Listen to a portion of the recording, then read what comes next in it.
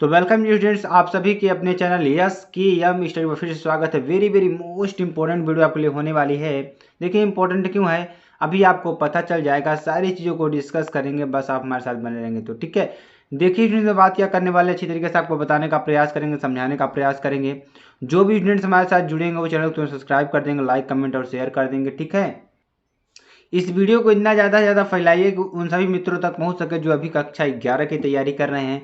कक्षा 12 में जाएंगे तो उन्हें कोई दिक्कत का सामना नहीं करना पड़ेगा। तो मेरे प्यारे बच्चों, आपको क्या करना है, चैनल को ज़्यादा शेयर करना है, लाइक करना है, कमेंट करना, सब्सक्राइब करना है। देखिए इसमें पढ़ने के वाले हैं चैप्टर 3। चैप्टर 2 तक हमने आपको पढ़ा रखा है, चैप्टर 3 हम पढ़ने वाले हैं। इसमें चैप्टर 3 में देखिए क्या पढ़ने वाले हैं, सरल रेखा में गति या रेखीय गति, ठीक है। तो इसको पढ़ेंगे, बहुत ही इंपॉर्टेंट चैप्टर आपके लिए होगा। इस चैप्टर में पढ़ने क्या वाले हैं उससे पहले आप लोग जान लीजिए कि अब जो एसकेएम बेटा पीडीएफ है, आपका पीडीएफ आपको कहाँ मिलेगा, skmstudyclasses.com वेबसाइट पर मिलेगा, और skm स्टडी का टेलीग्राम ऑफिशियल टेलीग्राम चैनल है, वहाँ पे आपको इस पीडीएफ मिल सकती है, ठीक है।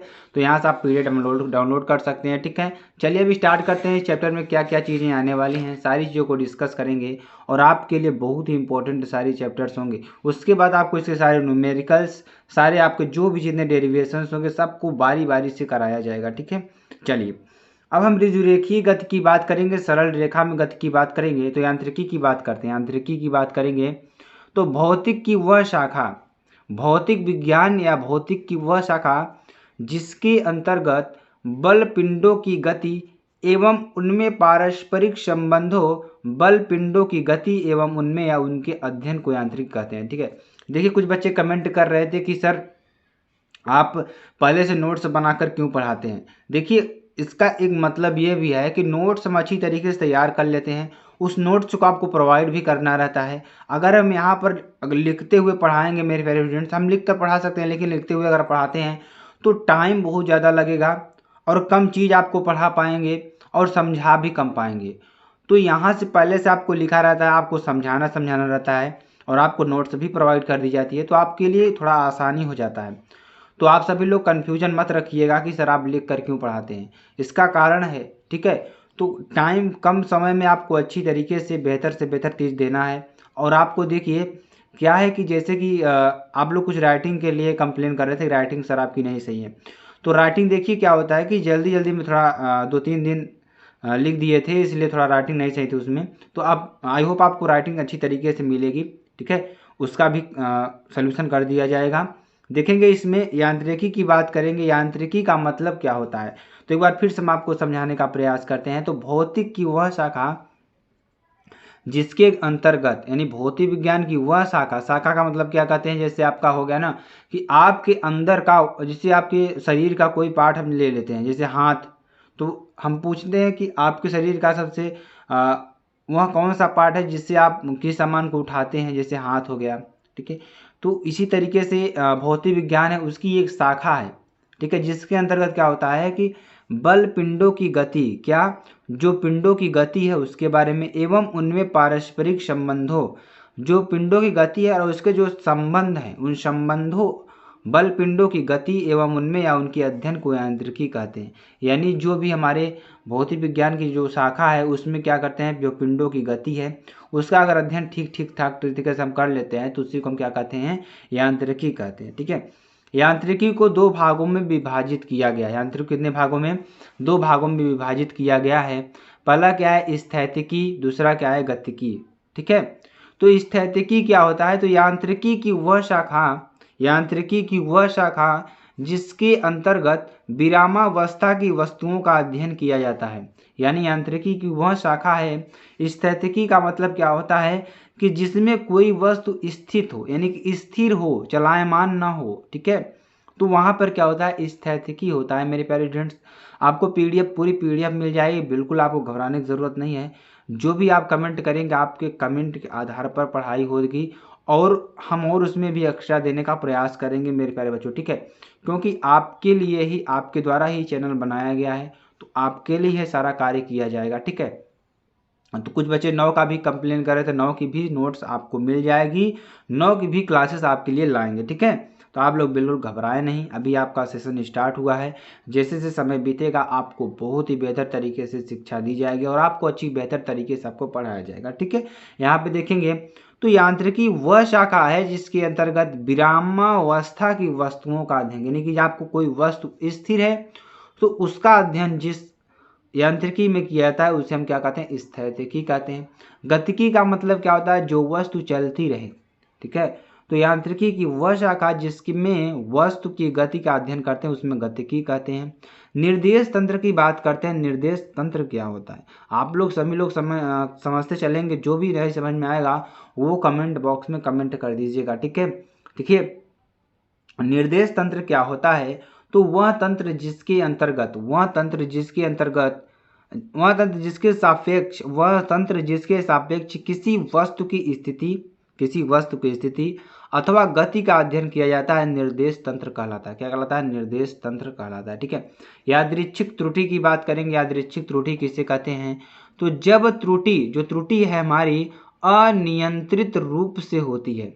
क्या होती है, जब त्रुटि अनियंत्रित रूप से होती है तो इस प्रकार की त्रुटि को यादृच्छिक त्रुटि कहते हैं। क्या कहते हैं, यादृच्छिक त्रुटि कहते हैं, ठीक है। जब त्रुटि क्या हो, अनियमित रूप से होती है तो इस प्रकार की त्रुटि क्या कहते हैं, यादृच्छिक त्रुटि कहते हैं, ठीक है। तो आपको अच्छी तरीके से समझ में आ रहा होगा। चलिए आगे आपको बताते हैं।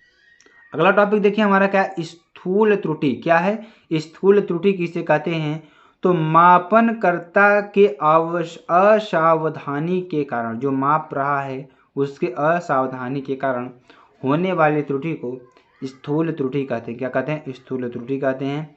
निर्देश तंत्र दो प्रकार के होते हैं, पहला जड़त्वीय निर्देश तंत्र, दूसरा अजड़त्वीय निर्देश तंत्र, ठीक है। आपके जड़त्वीय निर्देश तंत्र कितने प्रकार के होते हैं, दो प्रकार के होते हैं निर्देश तंत्र। पहला क्या है, जड़त्वीय निर्देश तंत्र और दूसरा क्या है, अजड़त्वीय निर्देश तंत्र, ठीक है। चलिए अब पहला नंबर हम पढ़ेंगे जड़त्वीय निर्देश तंत्र क्या होता है, ठीक है। तो क्या होता है कि इस निर्देश तंत्र की, ठीक है, इस निर्देश तंत्र की जड़त्वीय निर्देश तंत्र कहते हैं। इस निर्देश तंत्र की जड़त्वीय निर्देश तंत्र कहते हैं जो स्थिर अवस्था में या एक समान गति अवस्था में होता है।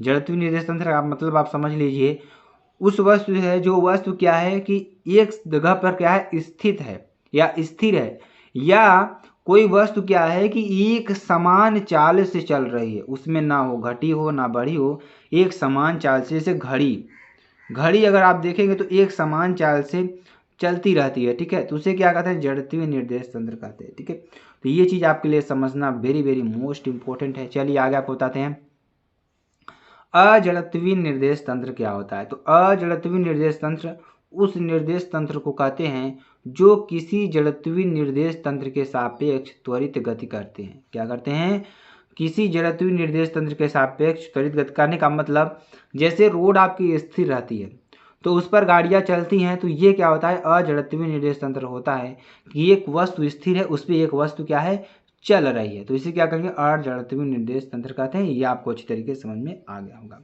चलिए बहुत ही इंपॉर्टेंट आपका दूरी क्या होता है, तो किसी वस्तु द्वारा तय की गई पथ की लंबाई को क्या कहते हैं, दूरी कहते हैं। मान लीजिए कोई वस्तु है यहाँ से यहाँ तक जा रही है, मान लीजिए यहाँ से यहाँ तक जा रही है, तो इसके बीच में जितनी दूरी तय करेगा, ठीक है, जितनी दूरी तय करेगा यानी जितनी लंबाई तय करेगा उसी को क्या कहेंगे, उसकी दूरी कहेंगे। तो इसका एसआई मात्रक क्या होता है, मीटर होता है, और सीजीएस पद्धति में क्या होता है, सेंटीमीटर होता है। अगर इसके बीमी सूत्र की बात करते हैं तो इसमें सिर्फ लंबाई आता है, एक बीमा आएगी, तो इसका क्या होगा, m की पावर 0 l इंटू टी की पावर 0, इसका बीमी सूत्र हो जाएगा। तो मेरे प्यारे स्टूडेंट्स आपको अच्छी तरीके से समझ में आ रहा होगा सारी चीज़। चलिए आगे आपको बताते हैं। देखिए आगे हम पढ़ने वाले हैं चाल किसे कहते हैं, तो किसी वस्तु द्वारा एकांक समय में चली गई दूरी को क्या कहते हैं, चाल कहते हैं। किसी वस्तु द्वारा एकांक समय में चली गई दूरी को क्या कहते हैं, चाल कहते हैं। चाल बराबर क्या होता है, दूरी बटा समय। क्या होता है, चाल बराबर क्या होता है, दूरी बटा समय। तो चाल का मात्रक क्या होता है, एसआई पद्धति में मीटर प्रति सेकंड होता है, सीजीएस पद्धति में क्या होता है, सेंटीमीटर प्रति सेकंड होता है, ठीक है। बीमी सूत्र की बात करेंगे m की पावर 0 l t की पावर -1, क्योंकि इसमें सेंटीमीटर लंबाई का मात्रक दिया और समय का मात्रक दिया, तो इसलिए समय ऊपर जाएगा तो t की पावर -1 हो जाएगा और l हो जाएगा। अब चलिए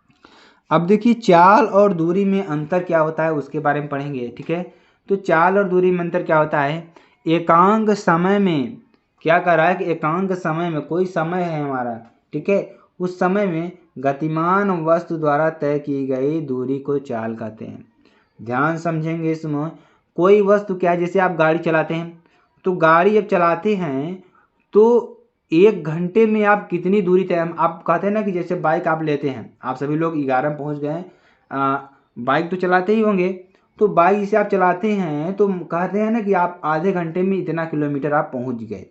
तो आपकी इतनी चाल हो गई कि आधे घंटे में आप 10 किलोमीटर तक गाड़ी आपने चलाई, तो ये आपकी चाल है, ठीक। जैसे हम कह दें कि आप 30 मिनट में 10 किलोमीटर की दूरी तय करते हैं, तो आपकी चाल कितना होगी, ठीक। तो ये है आपके लिए क्वेश्चन। चलिए आगे आपको बताते हैं। एकांक समय में गतिमान वस्तु द्वारा एक निश्चित दिशा में तय की गई दूरी को वेग कहते हैं। क्या कहते हैं, वेग कहते हैं। वेग एक और सदिश राशि है, ठीक है। यहाँ पे आप दूरी मत करिए, यहाँ पे आप वेग करिए, ठीक है। क्या करिए, वेग करिए, ठीक है। यहाँ पे थोड़ा लिखने में गड़बड़ी हो गया है, तो यहाँ पे आप वेग कर सकते हैं, इसको थोड़ा आप लोग कट कर देंगे, तो यहाँ पे क्या लिख देंगे, वेग, ठीक है। तो चाल और वेग में हम अंतर निकाल रहे हैं, ठीक है। अब देखिए वेग क्या होता है और चाल का, चाल को हमने आपको बताया। तो एक समय में गतिमान वस्तु द्वारा निश्चित दिशा में, मान लीजिए कोई एक समय है, कोई निश्चित दिशा है, चाल कहीं भी जा सकता है, लेकिन जो वेग है, वेग क्या है कि निश्चित दिशा आपकी होनी चाहिए, तो तय की गई दूरी को क्या कहते हैं, वेग कहते हैं, ठीक है। अब देखिए चाल क्या है, एक अदिश राशि है। चाल क्या है, एक अदिश राशि है। वेग क्या है, एक सदिश राशि। वेग क्या है, एक सदिश राशि है, ठीक है। चाल सदैव धनात्मक होता है, जो चाल है सदैव क्या होती है, धनात्मक होती है। वेग सदैव धनात्मक और ऋणात्मक एवं शून्य भी हो सकता है। किसी वस्तु का वेग क्या है, धनात्मक भी हो सकता है, वेग ऋणात्मक भी हो सकता है, और वेग शून्य भी हो सकता है, ठीक है। चलिए, वस्तु की चाल उसके वेग के बराबर या उससे अधिक हो। जो वस्तु की चाल है उसके वेग से, और उसके वेग के बराबर या उससे अधिक, या उससे अधिक भी हो सकती है, ठीक है। वस्तु का वेग उसके चाल के बराबर या उससे कम होता है। जो वस्तु का वेग है उसके चाल के बराबर या उससे कम होता है, ठीक है। आगे देखिए इसमें क्या कर रहा है कि चाल का जो मात्रक होता है क्या होता है, चाल बराबर दूरी बटा समय होता है, दूरी बटा समय होता है। और वेग का मात्रक क्या होता है, विस्थापन बटे समय, ठीक है। देखिए आपको विस्थापन भी हम समझा देते हैं, ध्यान से समझिएगा। जैसे आप मान लीजिए हैं कि कोई वस्तु कहाँ से चली, यहाँ से चली यहाँ तक आई, ठीक है। ध्यान से इसको समझिए आप लोग थोड़ा। कोई वस्तु यहाँ से यहाँ तक आई, ठीक है, फिर यहाँ से यहाँ तक आई, ठीक है। तो मान लीजिए ए से चली, ठीक है, ए से चली। अब क्या कर रहा है कि मान लीजिए कोई वस्तु ए से चली, कहाँ से चली, ए से चली, ओ तक आई, पुनः ओ से चली बी तक आई, ठीक है। तो ए ओ बी इसकी पूरी लंबाई हो जाएगी, क्या हो जाएगी, इसकी दूरी हो जाएगी, ठीक है। ए से लेकर बी तक जितना चल रहा है, यानी कि ए ओ बी अगर हम निकालेंगे तो ए ओ बी इसकी क्या हो जाएगी, दूरी हो जाएगी। अगर यहीं पर हम विस्थापन की बात करते हैं मेरे प्यारे फ्रेंड, विस्थापन देखिए क्या होगा कि किसी वस्तु द्वारा चली गई न्यूनतम दूरी को, मान लीजिए, अब देखेंगे ये हमारी क्या होगी, अगर यहाँ से निकालेंगे तो इसकी न्यूनतम दूरी हो जाएगी, तो यही इसका क्या हो जाएगा, विस्थापन हो जाएगा, ठीक है। ये आपका विस्थापन हो जाएगा। वेरी वेरी मोस्ट इंपॉर्टेंट आपके लिए समझना होगा, ठीक है। चलिए आगे आपको और समझाते हैं, थोड़ा और अच्छी तरीके से समझ में आ जाएगा, ठीक है। अब देखेंगे शक्ति, शक्ति का क्या होता है, कार्य बटा समय। क्या होता है, कार्य बटा समय। तो क्या होगा, बल इंटू विस्थापन बटे समय। क्या होता है, बल इंटू विस्थापन बटे समय। अब देखेंगे बल क्या होता है, द्रव्यमान इंटू त्वरण होता है, F बराबर ma होता है, आप सभी लोग जानते हैं। F बराबर क्या होता है, m इंटू a होता है। ठीक है, तो अब देखेंगे यहाँ पे, तो द्रव्यमान इंटू त्वरण इंटू विस्थापन बटे समय, क्या, विस्थापन बटे समय। अब यहाँ से देखेंगे चीज़ और आपको हम समझ बताते हैं कि विस्थापन यानी कि द्रव्यमान इंटू वेग, त्वरण क्या होता है, वेग बटे समय। ठीक है, निश्चित समय में चले गए वेग को क्या कहते हैं, त्वरण कहते हैं। आप लोग समझ रहे हैं। तो यहाँ पे हो जाएगा वेग बटे समय, समय एक नीचे है तो क्या हो जाएगा, समय का स्क्वायर हो जाएगा, और ये हमारा क्या हो जाएगा, विस्थापन। द्रव्यमान दूरी इंटू विस्थापन बटे समय का क्यूब। ठीक है, क्या हो जाएगा, वेग क्या होता है, दूरी बटा समय होता है, तो आपके वजह नीचे होगा क्यूब हो जाएगा। इस तरीके से ऊपर हुआ वैसे यहाँ भी हो जाएगा। समझ में आ रहा होगा आपको। अब देखेंगे क्या चीज़ है, अच्छी तरीके से समझेंगे आप। द्रव्यमान इंटू दूरी का स्क्वायर, किसका स्क्वायर, दूरी का स्क्वायर। अब ये दूरी का स्क्वायर कहाँ से आया, देखिए विस्थापन भी क्या होती है, एक प्रकार से क्या होती है, दूरी होती है। तो इसको भी हम क्या कर लेते हैं, दूरी कर लेते हैं, दूरी का स्क्वायर हो जाएगा। और हम मात्रक की बात करेंगे, मात्रक क्या हो जाएगा, द्रव्यमान का मात्रक किलोग्राम, दूरी का मात्रक मीटर, मीटर का स्क्वायर बटे समय का स्क्वायर। बीमी सूत्र की बात कर लेते हैं, तो द्रव्यमान का मात्रक कैपिटल एम, और मीटर का स्क्वायर मतलब यानी कि का स्क्वायर, सेकंड का क्या हो जाएगा, T⁻³ तो आपको ये अच्छी तरीके से समझ में आ गया होगा। चलिए आगे आपको बताते हैं।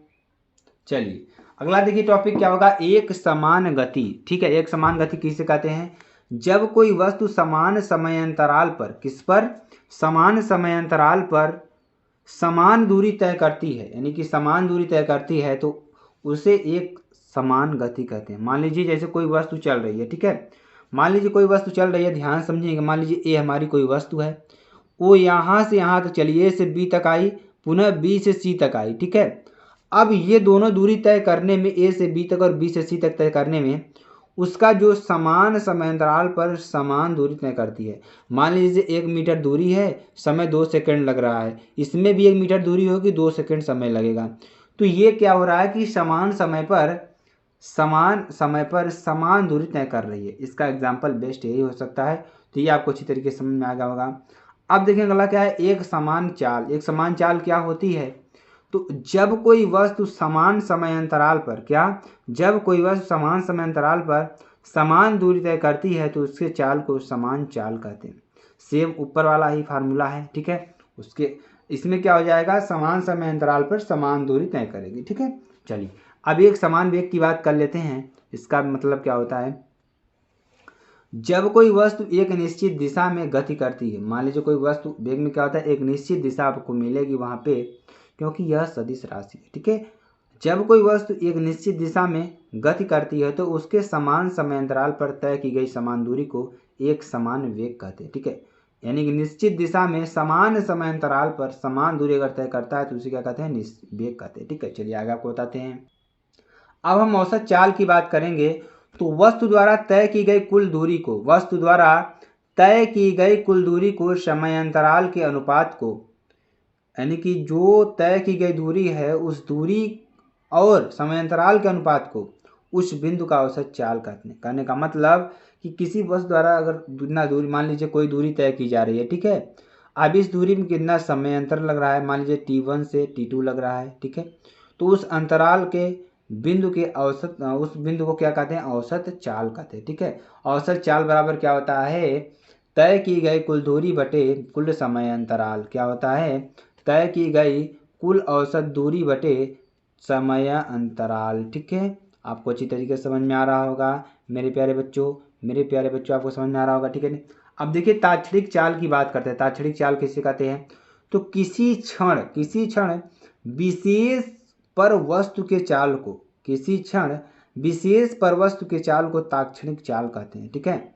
मान लीजिए v क्या है, limit delta t tends to 0 delta s upon delta t VdS upon dt। औसत वेग की बात करेंगे। ठीक है, आपको इसको आपको लिख लेना है।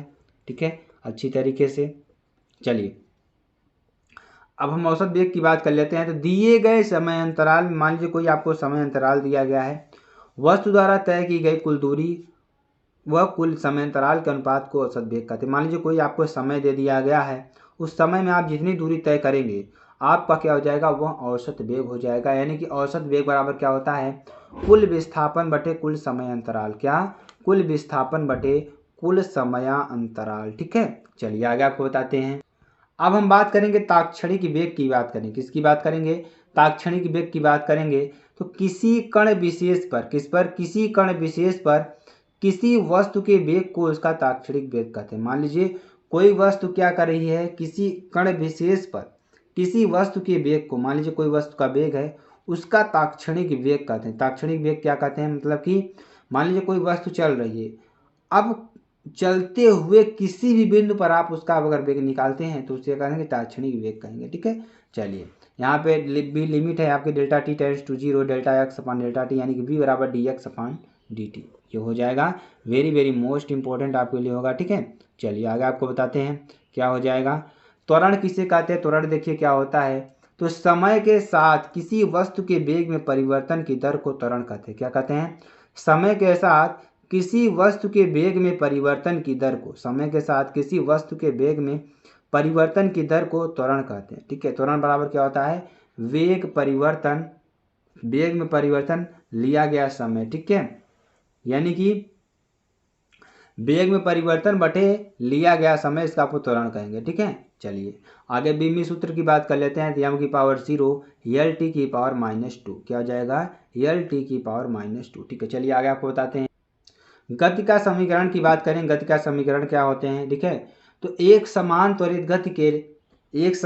गति के किसी वस्तु की स्थिति, समय और त्वरण में संबंध दर्शाने वाले समीकरणों को गति का समीकरण कहते हैं। ध्यान दीजिएगा, मान लीजिए कोई एक समान त्वरित क्या है, गति से कोई वस्तु हमारी गतिमान है। ठीक है, अब उस समय और त्वरण में वस्तु की स्थिति यानी वेग में, और उसके जो आपके त्वरण है, त्वरण में और समय में संबंध दर्शाने वाले समीकरण को क्या कहेंगे, हम गति का समीकरण कहेंगे। ठीक है, गति के प्रथम समीकरण की बात करेंगे तो यहाँ पे देखेंगे, माना किसी वस्तु का प्रारंभिक वेग u है। मान लेते किसी वस्तु का प्रारंभिक वेग क्या है, u है।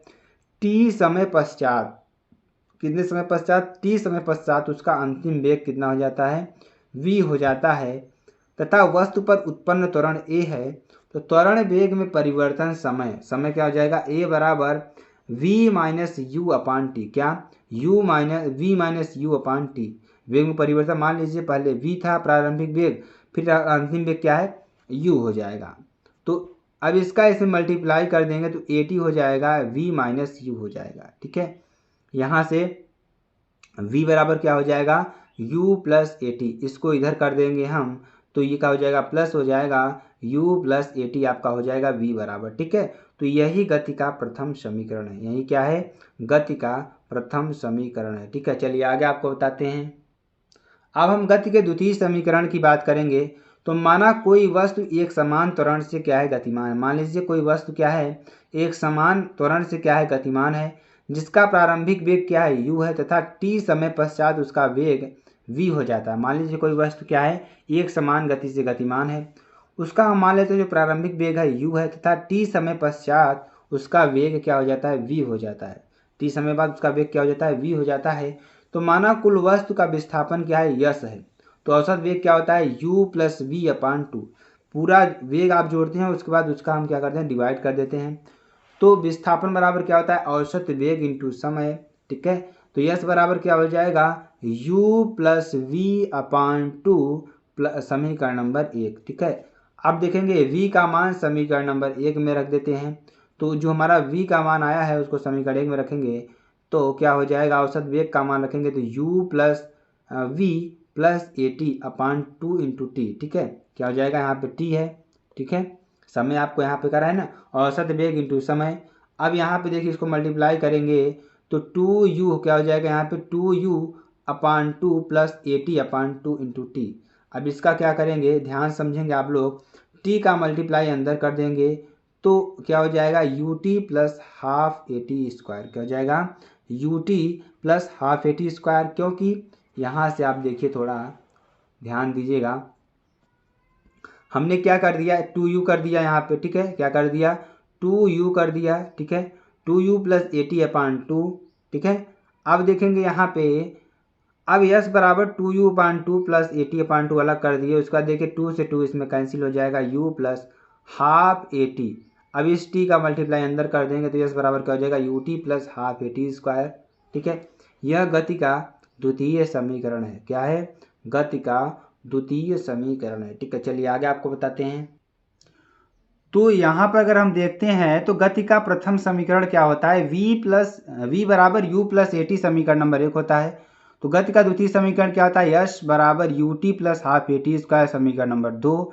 तो गति की स्पष्ट समीकरण से क्या होगा, v बराबर u प्लस AT, यहाँ से अगर इसको पंचांतर करते हैं तो v माइनस यू बराबर AT, या t बराबर v माइनस यू अपान ए। ठीक है, तो t का मान समीकरण 2 में रखने पर, किसका, t का मान समीकरण 2 में रखने पर देखेंगे, यहाँ पर t का मान हम समीकरण नंबर 2 में रखेंगे। समीकरण नंबर 2 हमारा क्या है, ये है। ठीक है, अब इस समीकरण में रख देंगे तो यस बराबर u into V minus V upon A plus half a into V minus U upon A का होल स्क्वायर। ठीक है, क्या हो जाएगा, यस बराबर u इंटू वी माइनस ए का square upon A plus half a into, अब यहाँ पर देखिए क्या होगा, इसका हम क्या कर दिए, होल स्क्वायर कर दिए, v square plus you square minus 2u v upon a square. ठीक है, यस बराबर क्या हो जाएगा, यस बराबर क्या हो जाएगा, U V minus V square upon A, या V square plus you square minus 2u v upon 2a।